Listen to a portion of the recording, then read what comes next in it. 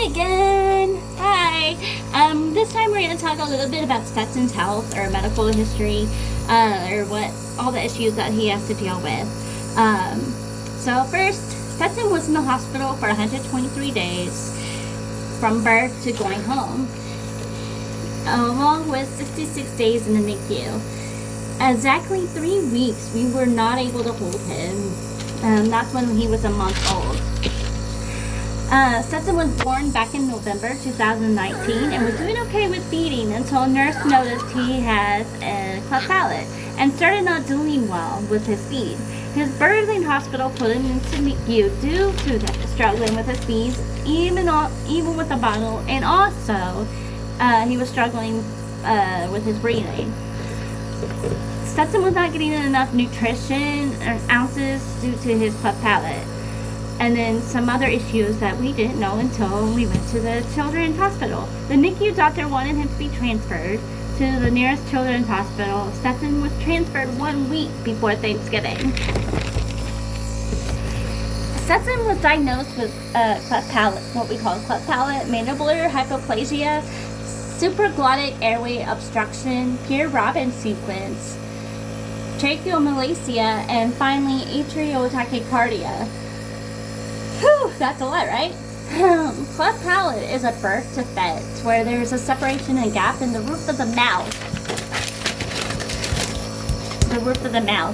Mandibular hypoplasia is another word for micrognathia is a condition where the lower jaw mandible does not develop fully, resulting in an undersized jaw, but it can be self-corrected during growth. Supraglottic airway obstruction. Stetson, please stop. Supraglottic airway obstruction is a blockage in the airway above the vocal cords, causing difficulty breathing. Tracheomalacia is a condition where the cartilage that keeps the airway open is soft, such that the trachea partly collapses during airflow. In Stetson's case, which is called apnea, and doctors call this floppy trach. All of these diagnoses better fits to Pierre-Robin sequence, according to the plastic surgeon at Cook Children's, the hospital where Stetson has stayed at. Stetson also dealt with atriotachycardia, which is a type of heart rhythm disorder where the atria, the upper chamber of the heart, beat rapidly and irregularly. This could be caused by all of his issues and the stress on his body, on the stress that he's dealing with all the issues. Yes, Stetson was on a ventilator, and that was back when I said we couldn't hold him for 3 weeks when he was a month old. When he was a month old, he was on a ventilator. I will talk a little bit more about the ventilator and why he has a trach and all that stuff at another time. Let me finish up with Pierre-Robin sequence. They shortened it by PRS, or Pierre-Robin sequence. PRS is a rare condition that affects about 1 in 8,500 to 1 in 30,000 live births.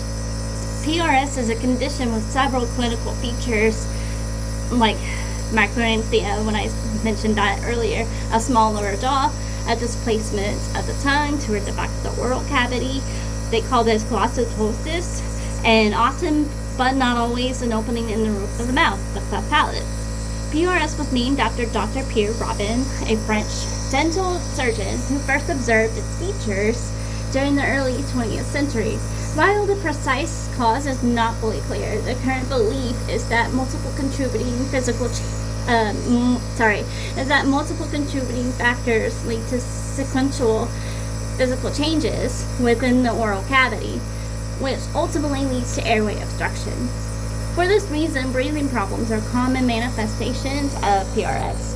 Feeding problems are also served as a conduit to the gastrointestinal tract.